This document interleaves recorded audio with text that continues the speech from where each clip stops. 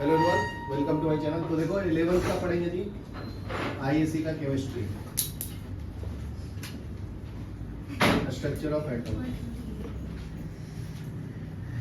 Structure of atom. ठीक है, तो अभी नेक्स्ट है अपना, नेक्स्ट टॉपिक है अपना atomic number.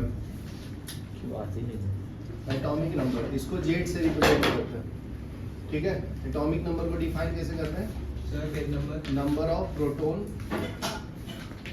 Page number 92, number of proton present in nucleus is called atomic number. ठीक है, और ये equal to number of electron भी होता है, मतलब Z equal to proton equal to E, number of electrons के भी बराबर होता है। जैसे मान लो कार्बन का मैं लेता हूँ, सिंबल है कार्बन का 6, एटॉमिक नंबर है 6, तो प्रोटॉन भी 6 और इलेक्ट्रॉन भी 6 है, न्यूट्रल एटम में। ठीक है, तो ये जो फ्रीक्वेंसी होता है ना कोई भी एलिमेंट का, frequency, under root of frequency is a into Z minus B होता है। a एंड b कांस्टेंट है। ठीक है, ये आपका फ्रीक्वेंसी है। नेक्स्ट आता है, नेक्स्ट टॉपिक है मास नंबर। मास नंबर, उसको a से रिप्रेजेंट करते हैं, तो इसको डिफाइन कैसे करते हैं? Number of sum of number of proton and neutron is called atomic mass या मास नंबर। ठीक है, और एटॉमिक मास। ठीक है, तो A इक्वल टू क्या लिखेंगे? P plus N। Small n से भी रिप्रेजेंट करते हैं न्यूट्रॉन को। n क्या है? न्यूट्रॉन। p क्या है? प्रोटॉन। a क्या है? एटॉमिक मास।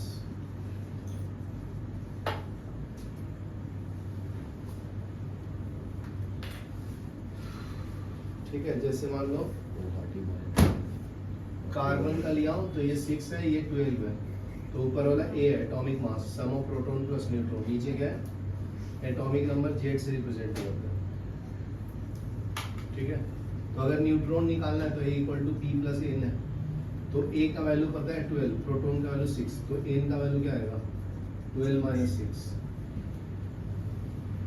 चलो ये लिख लो, फिर आगे बढ़ो। देखो जी, एग्जांपल 1 देखो, क्या नाम है? Diksha. Atomic Dishika. Atomic number of element is 4। Atomic number मतलब जेड दिया है, कितना है? 4। While it's mass number is 9। A कितना दिया है? 9। तो ए इक्वल टू क्या होता है? P plus N। P के जगह पे जेड भी लिख सकता हूँ, तो N का वैल्यू आ जाएगा ना, A का वैल्यू 9 है, जेड का वैल्यू कितना है? 4, तो N equal to 9 minus 4। Neutron कितना है जी? 4 आया। ठीक है, 5 आया ना, 5 माइनस 4 5 आया। ठीक है, तो ये तुम्हारा कौन सा एलिमेंट है जी? तो इलेक्ट्रॉन कितना होगा इसमें बताओ? इलेक्ट्रॉन एटॉमिक नंबर के बराबर है, 4 के बराबर होगा। प्रोटॉन भी 4। ठीक है, और क्या बताना है? प्रोटॉन न्यूट्रॉन बता दिया। How what element will be represented? Atomic number 4 है ना, तो बेरिलियम है ये एटॉमिक मास। नीचे वाले को जेड बोलते हैं एटॉमिक नंबर, इसका ऊपर वाले को ए बोलते हैं atomic mass, P plus N। चलो हो गया।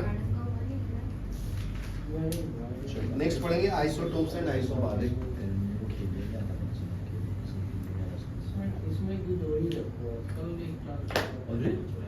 बात नहीं करेगा, लिख दिया ना मैंने। What is isotopes? Having the same atomic number, different mass number. Can you give me 4 example of isotopes? Carbon 6, carbon 12, carbon 13, 6, 13. Isotopes, elements Carbon, hydrogen, having same, phosphorus,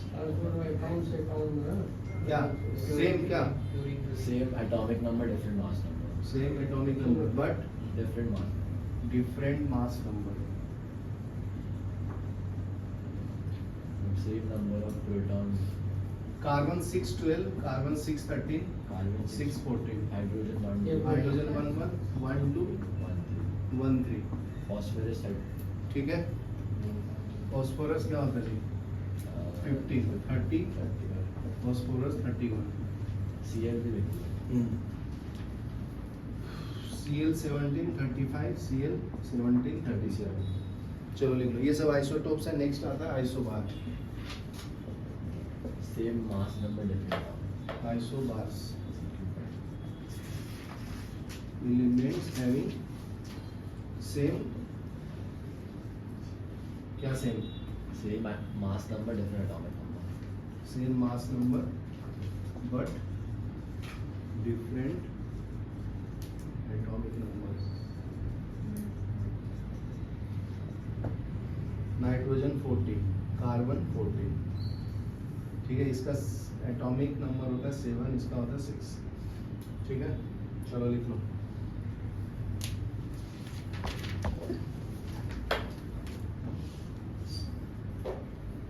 क्या जी? A sample of neon is found to consist of. Neon का जी atomic number है 10, atomic mass है 20. इसका isotopes लिखा हुआ है. ये 10 है, ये 21 है. एंड दूसरा है नियोन 10, 22.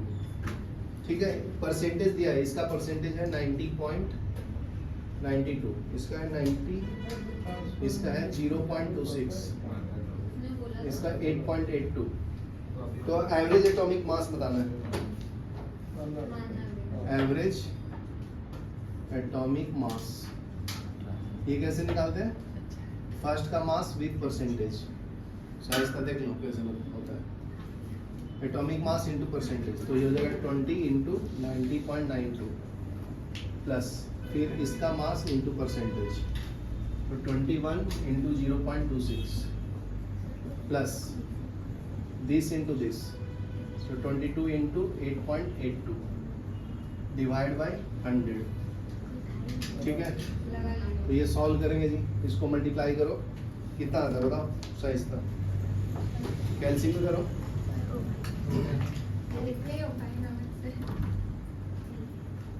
फिर कितना करेंगे? सब सॉल्व करोगे तो आंसर कितना आता है? 20.18. 20.18. ठीक है, तो सॉल्व कर लेना. नीचे में हमेशा ऐड करके 100 आना चाहिए. यूनिट नहीं है क्या? यूनिट नहीं है कोई? नहीं, यूनिट नहीं, यूनिट लेस है. आइसोबार बता दिया ना भी. चलो नेक्स्ट टॉपिक देखेंगे हम लोग. Nature of light.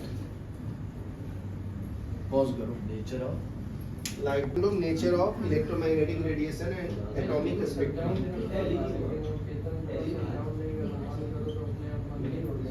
Next topic है nature of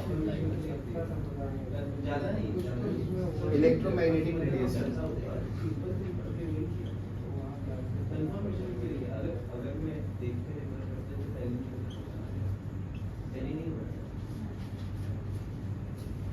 and atomic spectra. ठीक है, तो फर्स्ट है nature of light. Nature of light. तो फर्स्ट नेचर है corpuscular theory.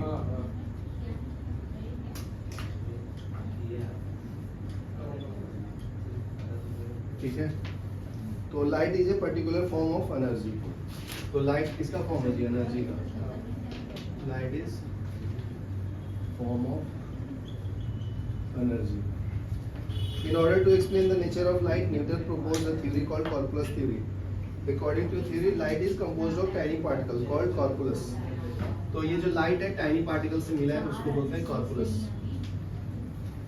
Newton states that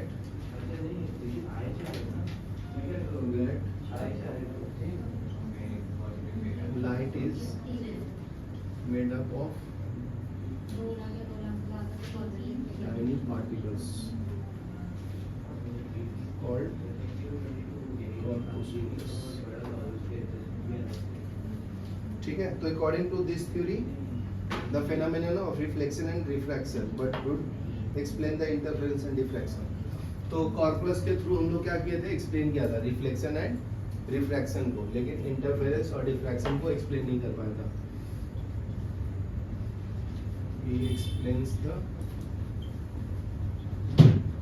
theory of reflection and refraction but cannot explain the theory of interference and diffraction. चलो लिखिए theory. Next theory क्या है, electromagnetic radiation के बारे में, wave theory. ठीक है, तो मैक्सवेल इसके बारे में बता रहे हैं. Maxwell found that an alternating current of high frequency radiated in the form of waves.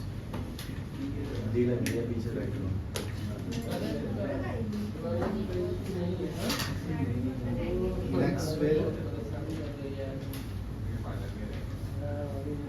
found that an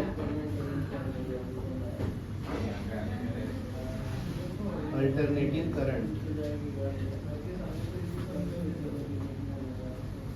of high frequency radiated in the form of energy.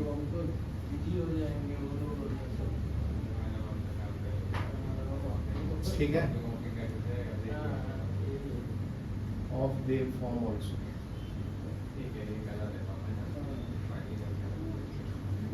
ठीक है, which travel with the same speed of light, which traveled in space with same speed of light.